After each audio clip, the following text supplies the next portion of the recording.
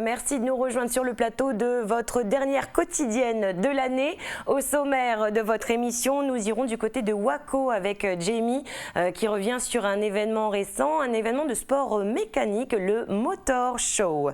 Puis avec Anna, on s'occupe de vous, on s'intéresse principalement à l'AVC chez les femmes aujourd'hui. Et en fin d'émission, dans La Science et nous, avec Mara, nous parlerons robotique. Mais avant, place à l'invité du jour.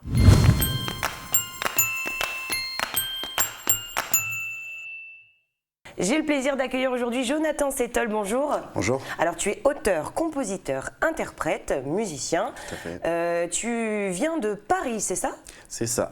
Je viens de Paris, je suis né à Paris dans le 9e arrondissement et d'origine guadeloupéenne. Donc voilà, à Paris pendant maintenant 10 ans à Paris. Tu es né à Paris? Je suis né à Paris, ensuite j'ai vécu en Picardie. En Picardie, voilà. D'accord. La Guadeloupe, tu connais un peu? Je connais un petit peu, ouais. Un petit Ok. peu. Alors tu es venu en Calédonie, pourquoi fait. faire exactement? Alors je suis venu en Calédonie pour déjà voir la Calédonie, visiter C'est la première fois que tu viens? Ouais, c'est la première fois. Et aussi pour rencontrer un peu l'univers musical calédonien, voir un peu ce qui se fait ici, et puis moi pouvoir partager un peu ma musique en Nouvelle-Calédonie. Comment ça se fait que tu viens en Calédonie? Tu as des amis ici? J'ai des amis ici depuis quelques années, je les ai rencontrés à Paris. Et donc, ils m'ont parlé beaucoup de la Nouvelle-Calédonie. Ouais, j'ai cru comprendre que tu étais entouré de Calédoniens à Paris. Exactement. Exactement. Donc tu connaissais la Calédonie avant d'arriver en fait. C'est ça. Et du coup, donc forcément, à un moment, je me suis pris en main, je me suis dit, allons voir ce qui se passe là-bas. Alors on l'a dit, tu es un artiste. Quel genre de musique est-ce que Quel genre de musique? J'ai des influences soul, funk. Et donc voilà, j'essaie de mélanger un peu les univers différents que j'ai attrapés chez plusieurs artistes. Tu as des exemples un petit peu? Ouais, j'ai un peu attrapé chez Stevie Wonder, Ray Charles, Kezia Jones. Kezia Jones, c'est pas rien. Et du coup, à Paris, qu'est-ce que tu fais en fait exactement? À Paris, j'essaie de me produire un peu partout, dans les bars, pour les entreprises, dans les salles. Voilà, j'essaie de partager la seule chose que je fais. Voilà. Eh bien, c'est ça. Est-ce que tu as déjà fait un album, par exemple ou... Alors, j'ai fait un EP, il fut un temps, avec un ancien manager, dont je fais 5 titres. Et voilà, là, je suis revenu ici pour essayer de reprendre tout ça en main, de refaire un peu les compos, de les réenregistrer à ma sauce. D'accord, tu aimerais bien enregistrer ici? Voilà, tout à fait. Est-ce que tu as déjà eu l'occasion de rencontrer des artistes calédoniens? Je commence déjà à en croiser quelques-uns, oui. Ouais. Donc là, pour l'instant, dans le milieu hip-hop et un petit peu là dans le milieu funk. D'accord. Donc voilà, j'ai hâte de découvrir un peu tous les musiciens qui scrutent Nouméa et les environs de la Nouvelle-Calédonie. Alors de quoi tu parles dans tes chansons?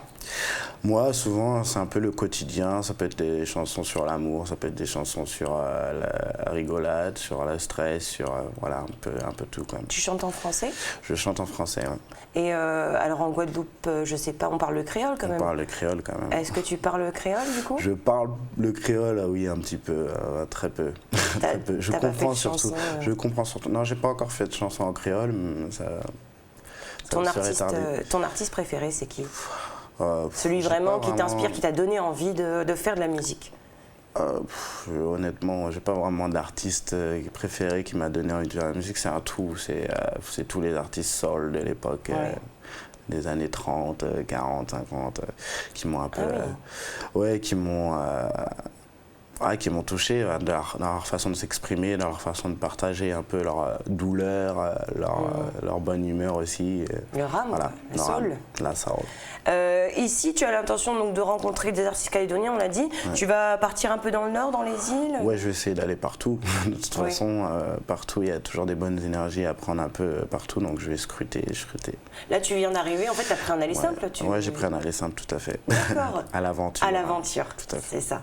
Là, je te propose que tu nous interprètes un petit peu de tes compositions, enfin une chanson en tout cas.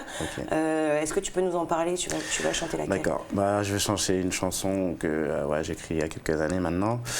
Une chanson sur l'amour, là. Voilà. Sur l'amour. Après, chacun a son interprétation. Son interprétation, tout à fait. D'accord. Voilà, ça s'appelle Ça me rassure et j'espère que ça va plaire. J'espère que ça va nous rassurer. Bon, mais je te propose de prendre place. Ça marche. Merci beaucoup.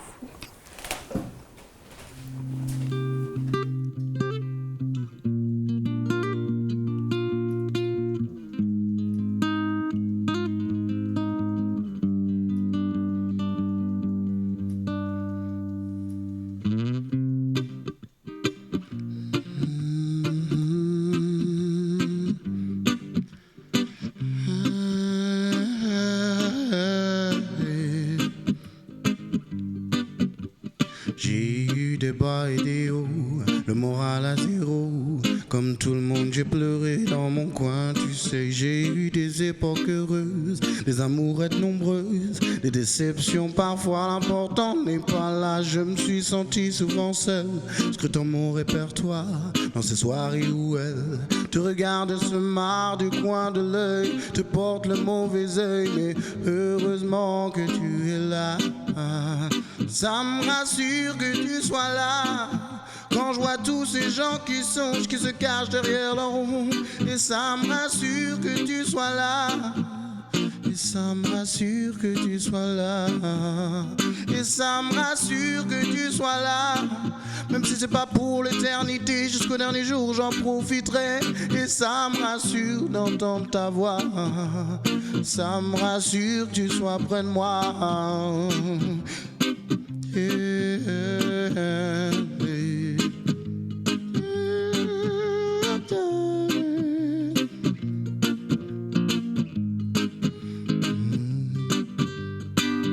Comme une nouvelle vie qui commence, en un regard tu lui as redonné un sens. Comme si c'était l'été, toute l'année, j'ai un soleil qui me suit à longueur de journée. Le moindre souci devient abruti, chaque joie devient des hymnes de ton regard qui scintille. Je me sentirais presque indigne de profiter de toi. Tu mérites tellement mieux que moi. Et ça me rassure que tu sois là. Quand je vois tous ces gens qui songent, qui se cachent derrière leur ombre. Et ça me rassure que tu sois là. Et ça me rassure que tu sois là. Et ça me rassure que tu sois là. Même si c'est pas pour l'éternité, jusqu'au dernier jour j'en profiterai. Et ça me rassure d'entendre ta voix. Ça me rassure que tu sois là.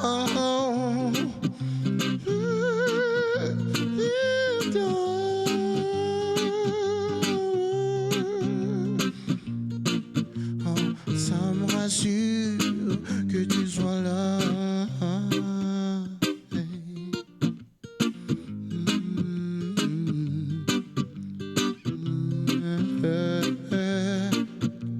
Ça me rassure que tu sois là.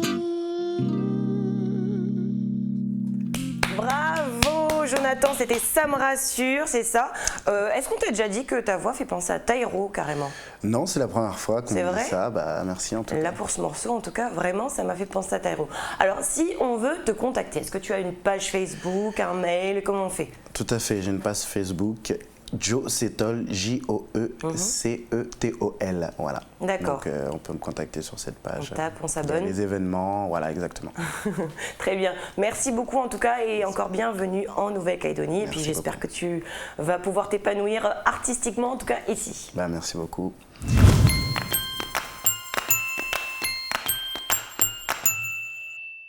Bonjour Jimmy, alors aujourd'hui on parle de Motor Show. Bonjour Chloé et bonjour à tous. En effet, de Motor Show, le Motor Show du pays, c'est un événement de sport mécanique qui en est à sa 6e organisation et ça s'est déroulé les 5 et 6 décembre dernier, mis en place par le team Clavel. Le Motor Show a pour objectif de proposer un terrain de jeu où tous les passionnés de sport mécanique, alors ça parle du drift et même pour ceux qui font du quad ou du rallye, de pouvoir se défouler. Donc c'est sur une piste ouverte à tous pour s'amuser et s'entraîner sur le circuit de Wendia, Fun Car, PIM, Car, Cross, Quad, Moto, Rally Car, Rally Cross.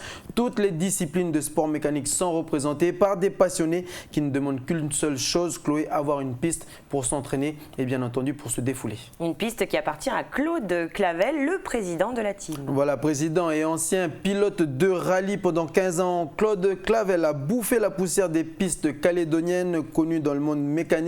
Eh bien, il continue de braver les interdits, non pas des pistes, mais de la sienne de piste. Alors, sur les 7 hectares de son domaine, il a déjà construit, alors à ça c'est très important de le préciser, à la force de ses bras, une piste homologuée de 3,1 km en terre dans 600 mètres pour le Fun Car. Le nom de Claude Clavel est un nom connu dans le monde du rallye.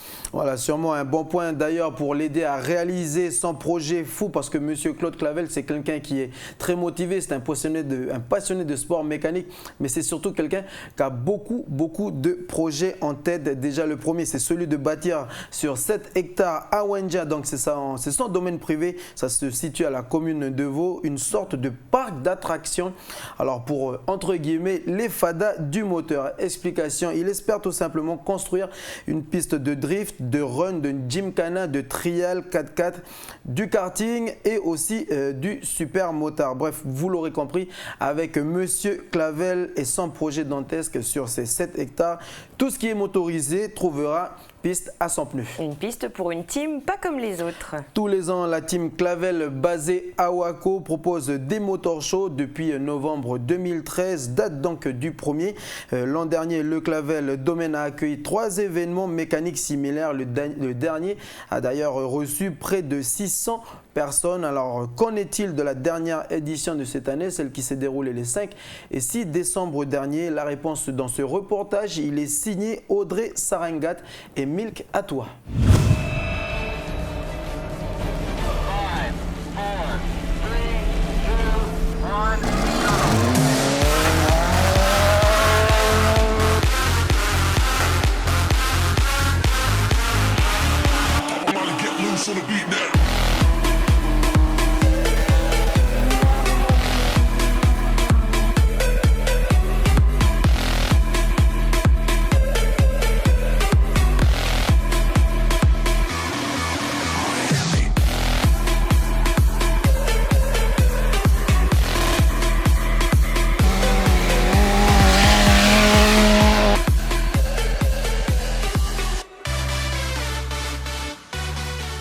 Au départ, en 2013, quand on a commencé le terrain, le circuit, on avait une piste qui faisait 2 km 200, 2 km 400.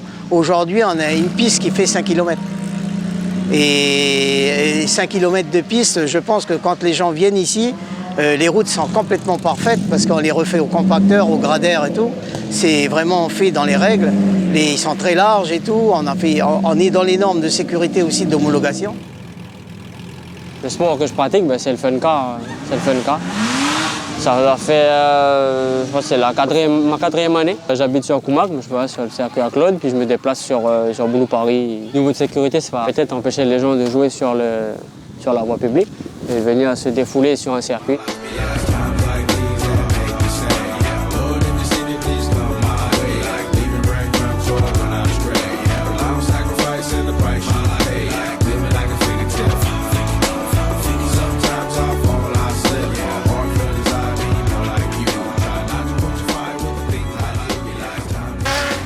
Le gars qui vient faire 5 km, 20 tours, c'est quand même pas mal. C'est 100 km de tournée. Et je pense que le gars, quand il sort de la voiture le soir, il a fait 100 km de voiture, voilà. 100 km de piste. Aujourd'hui, on a quand même de la voiture de fun car. On a des nouvelles voitures qui sont des kart cross, qu'on appelle. Les nouveaux kart cross, ils sont vraiment très bien, ils sont homologués par la FIA. C'est des machines qui peuvent faire de la compétition maintenant internationale ou même nationale. J'ai toujours été passionné de sport mécanique, ça c'est en soi. Puis bon, ce genre de véhicules, comme ils sont arrivés en Calédonie, ça fait à peu près 2-3 ans, donc c'était une opportunité d'en acheter un, puis de s'amuser, quoi, et puis de faire ce qu'on avait envie de faire, voilà. L'avantage d'un circuit comme ça, c'est de pouvoir venir tous en copains et puis s'exprimer sur un circuit, puis non sur la route, voilà.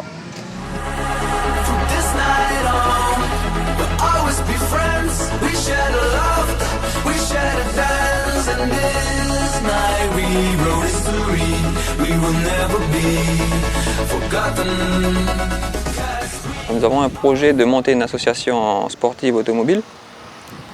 C'est en cours de réalisation. Nous avons réussi à constituer un bureau préalable. On fera une réunion d'information pour définir une date pour constituer la première assemblée générale, où on va élire le bureau. Cette association apportera aux jeunes un espoir de voir se développer les infrastructures dans le Nord et le moyen de pouvoir venir se défouler sur un circuit en étant encadré et puis en sécurité. Elle va permettre de diversifier les sports automobiles, sports mécaniques, auto, moto et autres. Les gens qui font partie de cette association, c'est des papas, des mamans, il y a des pilotes. On a réussi à trouver des chefs d'entreprise. Ce sont des gens qui sont passionnés par le sport automobile.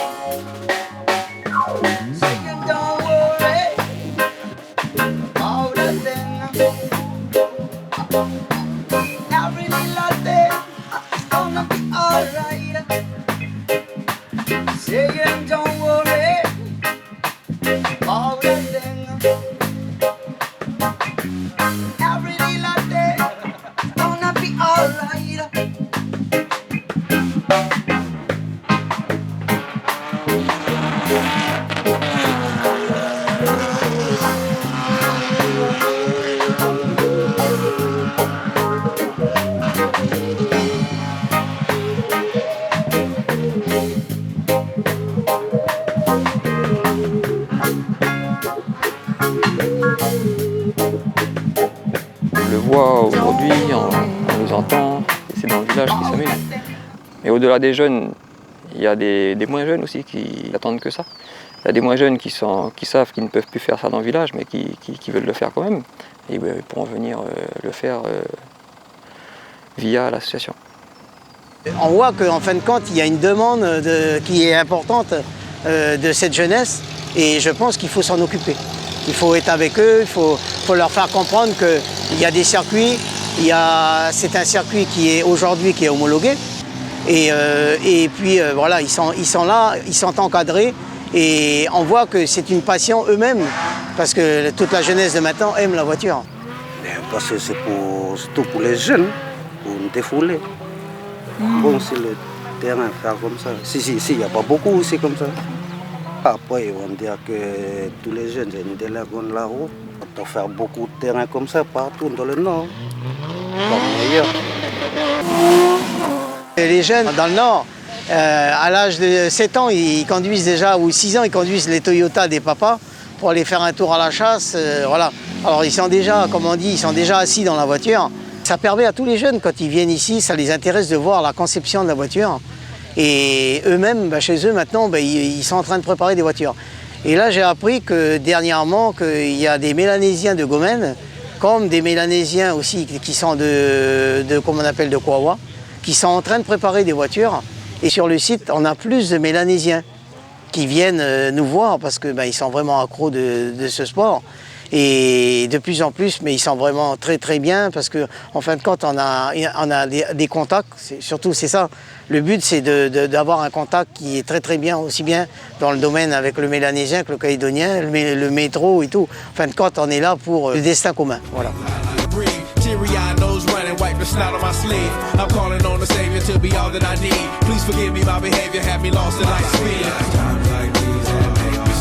Mountain is Fontaine, spinning in monsoon and grinning is high octane. Explosive how I came, rolling down the hills cause life's a hassle. Encircled by my folly like a moat around the castle. Stay close, catch a second wind, thin is the air I breathe. Teary-eyed nose running, wipe the snot on my sleeve. I'm calling on the savior to be all that. Voilà, alors concernant le projet de mettre 7 hectares de pistes dédiées au sport mécanique, est-ce que c'est réalisable? Alors j'ai envie de dire, Chloé, que seul le temps nous le dira. En attendant, 144,7 millions de francs que coûterait, selon Claude Clavel, la construction d'une piste bitumée dédiée au drift et au Gymkhana. 80 millions de coltards et 84 millions de terrassements, rien que ça. Alors M. Clavel compte bien évidemment sur la participation et la générosité des fans de moteurs pour l'aider, mais aussi il compte surtout sur l'aide des collectivités locales. Alors entre les passionnés qui réclament une piste donc pour se défouler et s'entraîner, et des collectivités qui, justement selon les passionnés toujours de drift ou de rallye, refuseraient de construire une piste car ils n'ont toujours pas trouvé d'endroit. Voilà, il est clair qu'en Calédonie, les amateurs de moteurs vrombrissants et les institutions sont actuellement sur une piste discordante. Très bien, merci beaucoup. C'était ta dernière chronique de l'année, Jamie. Et oui, c'est vrai, ma dernière chronique de l'année. J'en profite de cette dernière pour vous souhaiter passer de joyeuses fêtes. Et puis bonne année à tous et comme on dit, à l'année prochaine. À l'année prochaine, Chloé.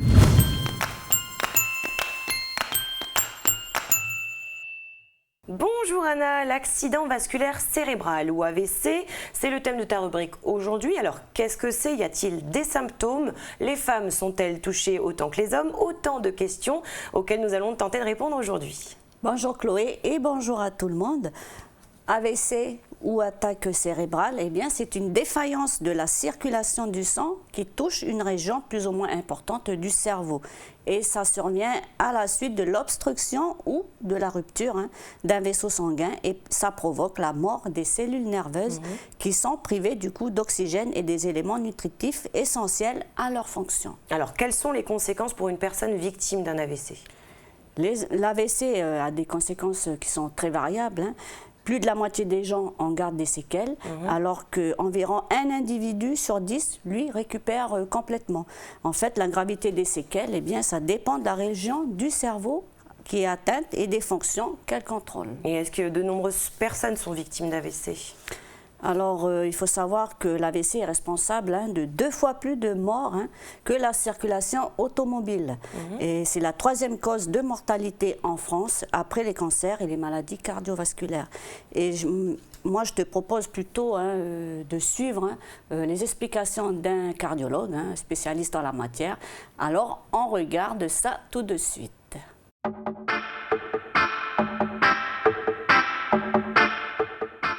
Il faut savoir que l'accident vasculaire cérébral pour la population en général, c'est la 3e cause de mortalité, la première cause de handicap, aussi bien en France qu'en Calédonie, et la 2e cause de démence. Il y a peut-être une toute petite prépondérance chez la femme. Ce qui est en tout cas certain, c'est que la vie hormonale féminine influe sur les maladies cardiovasculaires et en particulier l'accident vasculaire cérébral. On sait que la grossesse chez des femmes à risque peut accentuer le nombre des AVC dans des cas de ce qu'on appelle la prééclampsie liée à l'hypertension artérielle. Et puis malheureusement avec la ménopause, donc, la femme perd la protection hormonale liée aux oestrogènes et l'incidence des accidents vasculaires cérébraux à partir de 60 ans environ, ou plus tôt selon l'âge de la ménopause, est pourvoyeur d'accidents vasculaires cérébraux. Mais dans la population générale, il n'y a pas de fréquence réellement plus importante des AVC entre les hommes et les femmes. Il faut savoir que 75% des AVC, plus des 3 cas, surviennent chez des patients de plus de 65 ans.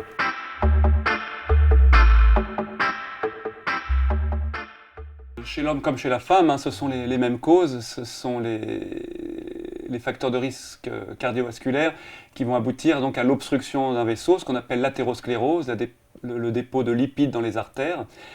Donc la première cause, c'est l'hypertension artérielle. Hypertension artérielle qui par plusieurs mécanismes conduit aux accidents vasculaires cérébraux, l'obstruction des vaisseaux liés à leur rigidité et à leur fragilité, la rupture des petits vaisseaux, des artérioles perforantes dans le cerveau, c'est l'accident vasculaire hémorragique, et des ruptures de plaques ou des emboles sur des plaques donc, de lipides qui conduisent à des accidents vasculaires cérébraux emboliques, dont l'hypertension est effectivement pourvoyeuse également. Les autres facteurs de risque sont bien entendu le tabac, le surpoids, l'excès de cholestérol et la sédentarité, le manque d'activité physique.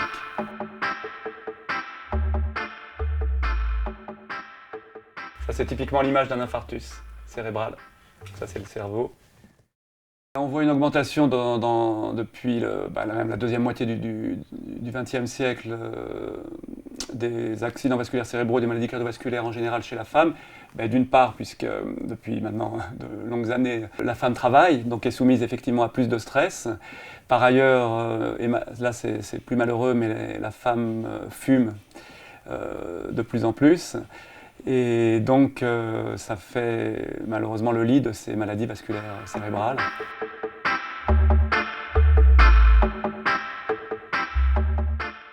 Les signes d'alerte sont un déficit d'une partie du corps. Alors, par exemple, la face et le membre supérieur, ou juste un bras, ou alors ce qu'on appelle l'hémiplégie complète, c'est-à-dire une paralysie totale d'un demi-corps, donc d'un bras et d'une jambe du même côté. Ça peut être des petits troubles de la mémoire, ça peut être la perte de la vision d'un œil, d'un côté. Pour ce qui est des hémorragies, ça peut être d'un maux de tête très violent accompagné de nausées et de vomissements et de troubles de la vigilance. Donc dès qu'on a des signes d'alerte de ce type, il faut bien entendu consulter son médecin, mais au plus vite hospitaliser le patient. On pense souvent que les accidents vasculaires cérébraux chez la femme sont plus fréquents, ce n'est pas tout à fait vrai, hein. Il y a à peu près la même incidence, la même prévalence chez l'homme et la femme. Ce qu'il faut savoir, c'est que l'espérance de vie de la femme est par contre supérieure à celle de l'homme. Donc, comme les accidents vasculaires cérébraux surviennent chez des patients de plus de 65 ans dans 3/4 des cas, effectivement, on va dénombrer plus d'accidents vasculaires cérébraux chez les femmes puisqu'elles vivent plus longtemps. Donc elles feront plus tardivement des accidents quand les hommes, eux, seront éventuellement déjà décédés. Pratiquement un patient sur 3 va décéder de son AVC. Heureusement, donc les 2 tiers qui restent, hein, 70% vont survivre. L'important, c'est l'entourage, c'est le mental et bien entendu toute la rééducation qui devra être mise en route selon les déficits que la personne aura par rapport à la région du cerveau atteinte.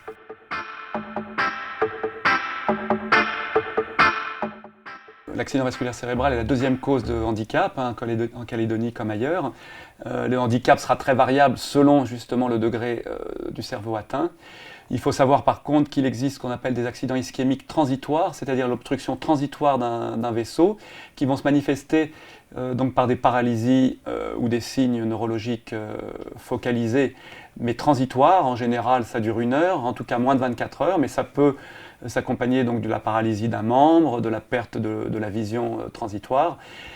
En général, donc, s'il est transitoire, on ne retrouve aucune lésion sur l'imagerie scanner ou IRM, et le déficit aura totalement régressé, la personne aura totalement récupéré dans les 24 heures. Il ne faut par contre prendre cela très très au sérieux, c'est ce qu'on appellerait un syndrome de menace d'accident vasculaire cérébral, comme il y a le syndrome de menace de l'infarctus, et le patient doit de toute façon être hospitalisé et mis sous surveillance dans ces cas d'accident transitoire.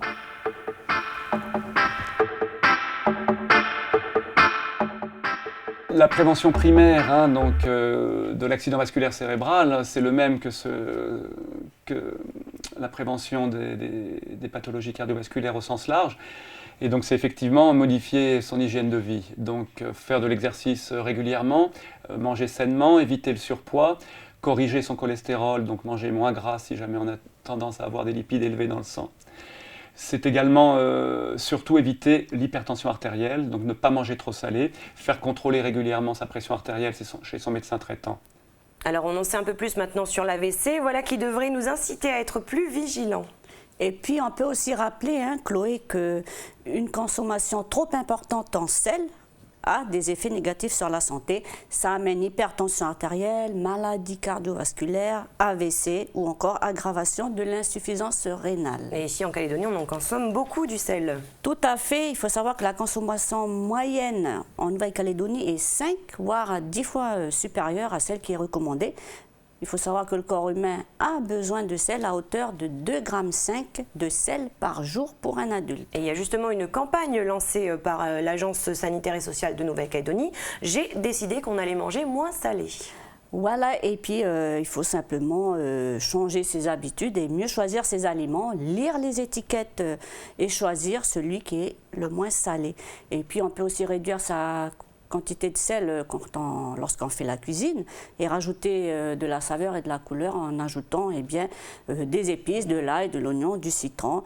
En fait, il faut savoir aussi que le goût s'adapte en moins de 3 semaines. Alors voilà, je vous conseille plutôt de réduire progressivement votre consommation de sel. Très bien, merci beaucoup Anna pour tous ces conseils et puis à l'année prochaine. Et puis j'enfile mon petit bonnet de Maman Noël pour vous souhaiter à tous un joyeux Noël et une bonne année 2016.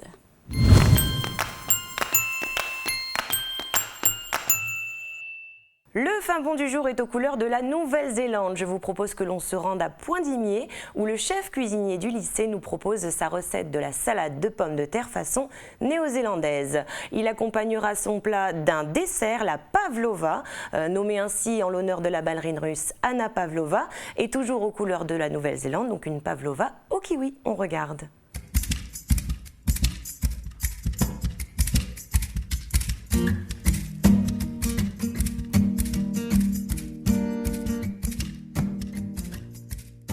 Aujourd'hui, je vous propose une salade à base de pommes de terre, à la façon néo-zélandaise. Alors pour ça, j'ai besoin des pommes de terre, du thon naturel, qui a été macéré avec déjà un demi-citron et du persil et de l'ail. De la gruyère râpée, des carottes râpées, de l'amande hachée et de l'huile d'olive avec des poivrons, deux sortes de couleurs différentes et toujours mon demi-citron. Dans un premier temps, on va commencer par les pommes de terre que je vais couper.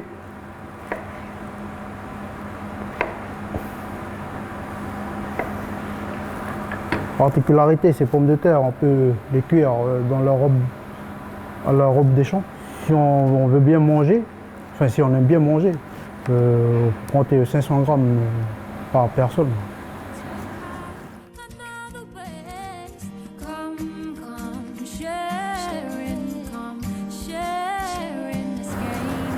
Bon, donc mes pommes de terre, je vais les mettre au four, cuisson à la vapeur, pendant 12 minutes.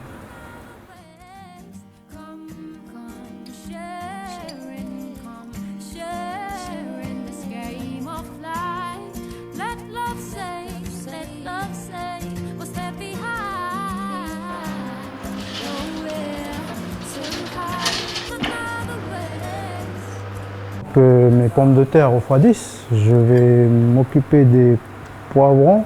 Alors j'enlève les graines.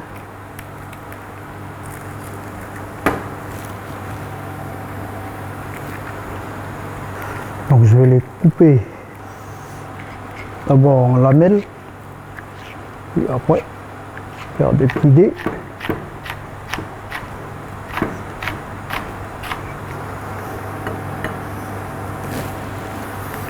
Je passe au poivron vert.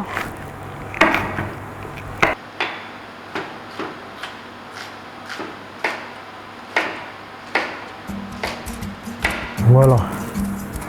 Donc, les pommes de terre, bien sûr, je vais les dresser avec leur peau.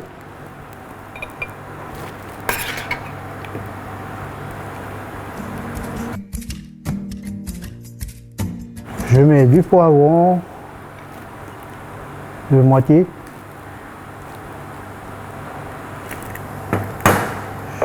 Poivron vert pour la couleur. Ensuite,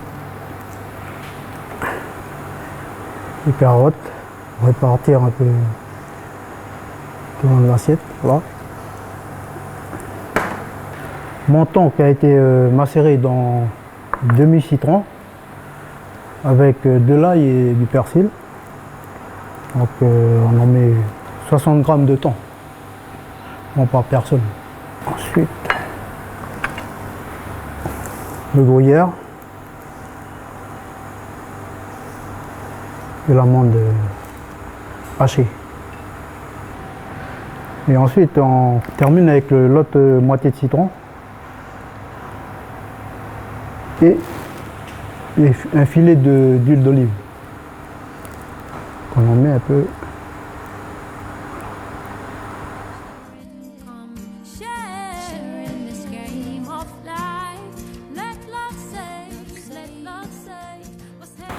Donc pour accompagner notre salade, je vous propose un dessert qui est le pavlova au kiwi et qui est un plat néo-zélandais. Pour cela, j'ai besoin de 4 blancs d'œufs, de 2 fois 80 g de sucre, de 2 cuillères à café de citron pressé, 1 cuillère à café de fleur de maïs, un kiwi, un raisin et de la menthe. Donc je prends mon blanc d'œuf et je vais le faire monter sur l'appareil avec le sucre. Donc, je vais laisser missionner le blanc d'œuf jusqu'à ce qu'il mousse et verser le premier ramequin de sucre, 80 g de sucre.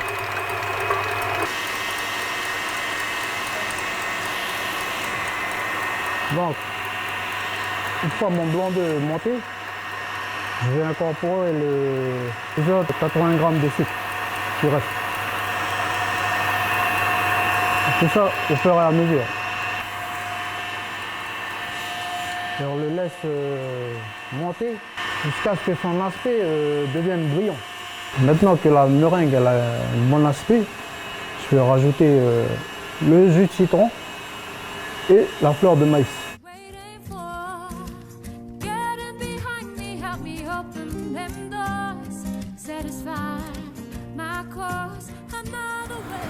Une fois la meringue montée, je vais remplir avec l'aide d'une poche et d'une douille unie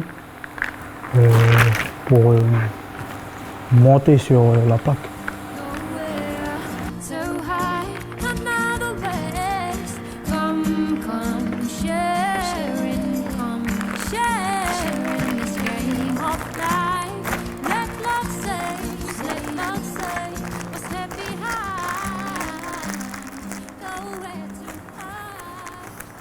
Alors, je vais m'aider d'un emporte-pièce pour former la meringue. Commencer par les bords et terminer vers le centre.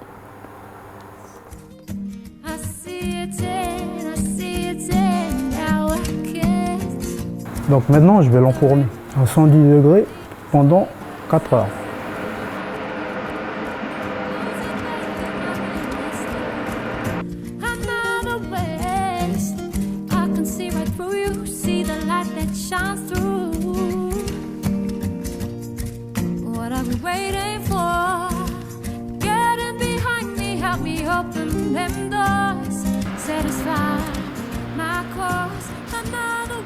Donc voilà ce que ça donne au bout de 4 heures de cuisson et 1 heure à température ambiante.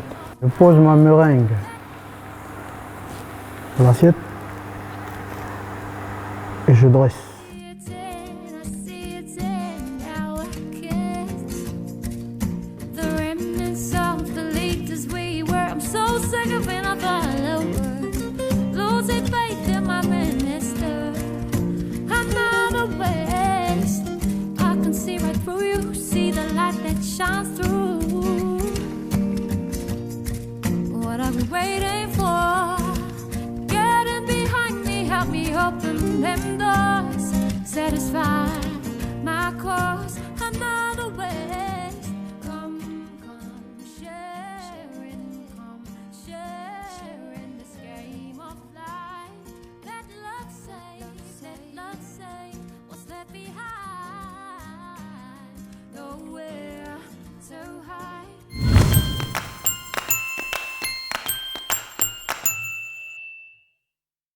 Salut Mara. Salut Chloé, salut à tous. De la peste à la rage en passant par l'anthrax, 178 zoonoses, des maladies d'origine animale, ont été à ce jour recensées dans le monde. Parmi elles, on retrouve la gale, une maladie qui attaque la peau des sujets contaminés.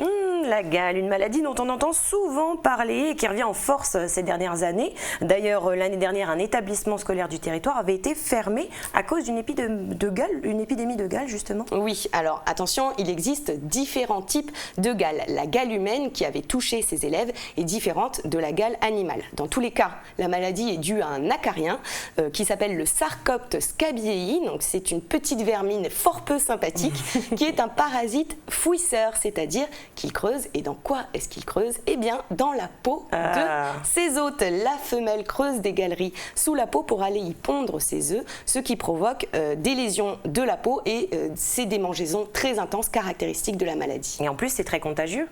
Alors, comme je le disais, il existe différents types de gale. La gale humaine, en effet, est très contagieuse d'homme à homme.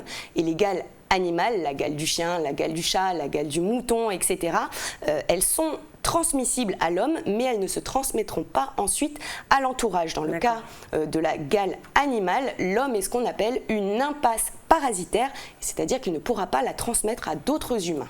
D'accord, bon c'est déjà ça on va dire, mais par contre c'est quand même contagieux d'animal à animal j'imagine. Et oui, malheureusement. Donc on peut avoir des problèmes avec nos chers animaux domestiques, n'est-ce pas? Mais c'est surtout pour les éleveurs que ça pose de gros problèmes, hein. C'est une menace conséquente puisque la maladie va gagner du terrain et entraîner la mort de l'animal en quelques mois s'il n'y a pas de traitement approprié. Et on peut imaginer les difficultés que rencontrent les éleveurs lorsque les animaux sont en groupe et nombreux. Donc des scientifiques espagnols ont fait appel à la technologie pour protéger des troupeaux de bouquetins et de chamois de ce fléau en utilisant des drones. Des drones s'attaquent à la gale, on regarde ça en images. Un drone survole les forêts de la Sierra de las Nieves dans le sud de l'Espagne. Ici, la gale fait des ravages dans les troupeaux de chamois et bouquetins. La gale, cette maladie dermique parasitaire due à un minuscule acarien et qui se transmet à l'homme par contact direct avec l'animal. Ces drones vont aider à résoudre le problème. Télécommandés par des scientifiques, ils tirent des fléchettes tranquillisantes sur les animaux. Le sang de ces derniers peut ensuite être prélevé avant d'être analysé en laboratoire.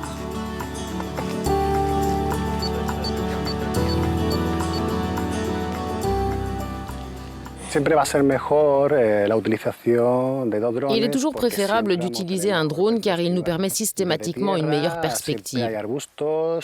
Sur le terrain, il y a de la terre, des buissons, des rochers et des montagnes et au moment où l'on vise les animaux, s'il y a bousculade, ils partent dans tous les sens.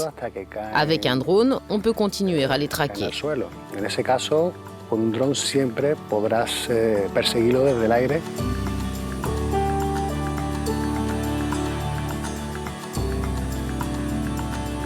Les scientifiques utilisent 2 drones simultanément pour guider les bouquetins vers un lieu défini, comme une zone semi-fermée par exemple, où de la nourriture contenant un médicament est déposée sans représenter de danger pour les autres animaux sauvages.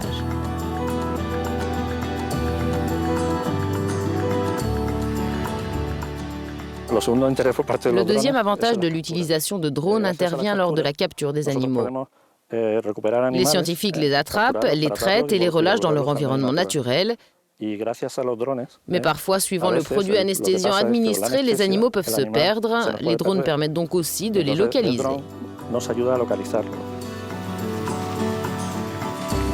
Pour les scientifiques, cette technologie pourrait aussi être utilisée à l'avenir pour surveiller d'autres espèces menacées, comme le lynx. Ce sont des bergers high-tech ces drones en gros, hein. Alors on les utilise de plus en plus en tout cas pour surveiller les animaux. Tout à fait. Et pour la suite Mara, la technologie nous vient en aide pour combattre un autre fléau. Et oui, un fléau qui nous touche de près en cette période de sécheresse, les incendies sauvages. Des milliers d'hectares de végétation sont déjà partis en fumée et ont donné du fil à retordre, c'est peu de le dire, à nos pompiers que nous remercions d'ailleurs pour leur travail. Et nous ne sommes pas les seuls à être victimes de cette sécheresse qui est amplifiée par le dérèglement climatique.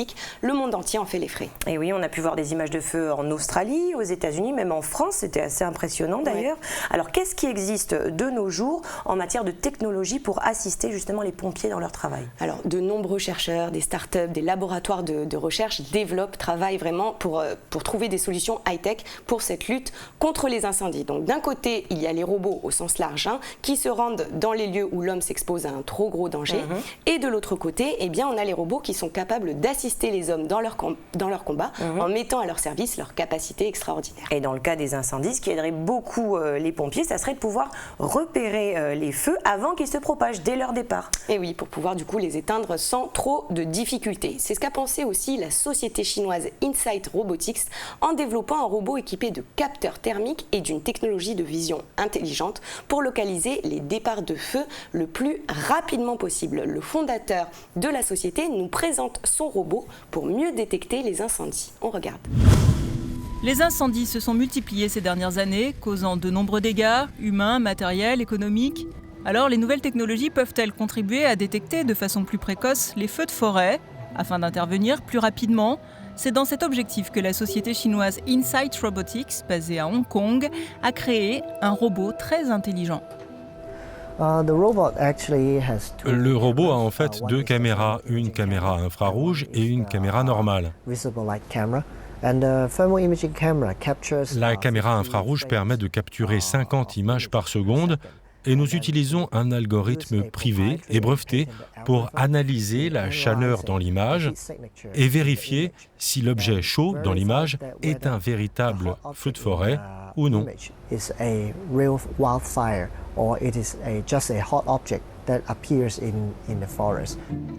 Ce système repose sur l'installation de nombreux capteurs qui peuvent réagir à chaque changement d'humidité.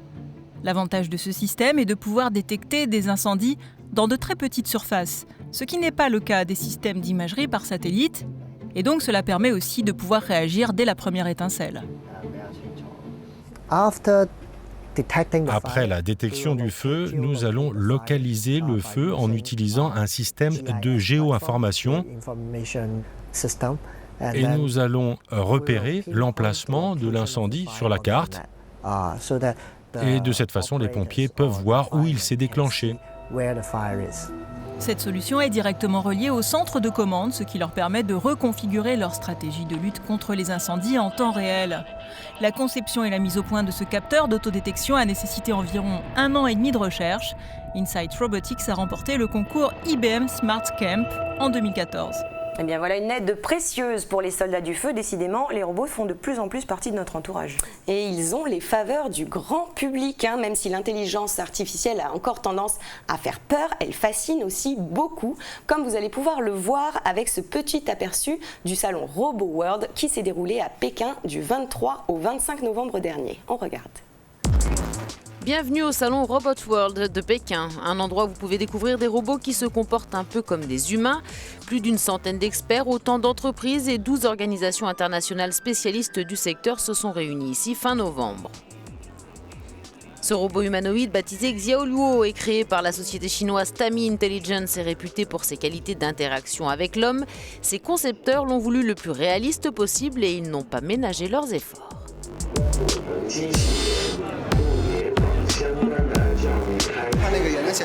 Ce robot a beaucoup d'expressions faciales et l'écran installé dans ses yeux peut donner aux gens une bonne sensation d'interaction. Et il peut suivre le corps humain, ce qui signifie qu'il peut imiter vos gestes lorsque vous vous trouvez en face de lui. Il peut reconnaître si vous êtes un homme ou une femme, déterminer votre âge, si vous êtes heureux, ainsi que votre degré de bonheur. Mais la vedette de l'exposition, c'est lui, enfin elle, Android Geminoid F, une étrange créature féminine créée par le professeur Hiroshi Ishiguro de l'université d'Osaka. Le résultat est déjà bluffant, pourtant les experts assurent que le travail vers encore plus de réalisme n'est pas terminé. Bien sûr, notre objectif final est de créer un système d'intelligence artificielle, mais c'est encore difficile. Par exemple, le système de reconnaissance vocale ne fonctionne pas, surtout dans ce genre d'environnement bruyant.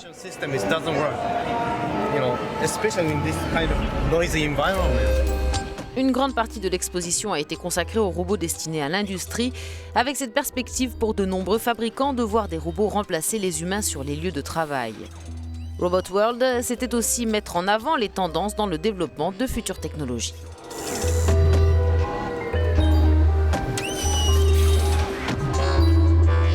Oui, et les salaires des robots iraient aux ouvriers qui n'ont plus de travail, sûrement dans un monde merveilleux. Oui, sûrement dans un monde merveilleux, c'est ça. Non, le robot qui a le plus attiré les flashs de smartphones a évidemment été le robot humanoïde que vous avez pu voir, impressionnant de réalisme, donc Android Geminoid F, qui est une vraie star, puisqu'avec son charme tout robotique, eh bien, elle a décroché un des rôles principaux dans le film japonais Sayonara. D'accord, bon, là au moins il n'y aura pas de caprice de star. Merci beaucoup Mara. Merci à toi Chloé, merci à vous et puis j'en profite pour vous souhaiter d'excellentes fêtes de fin d'année.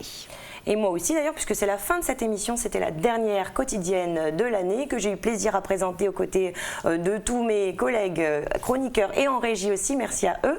Et puis je vous souhaite de très belles fêtes de fin d'année, on se retrouve l'année prochaine.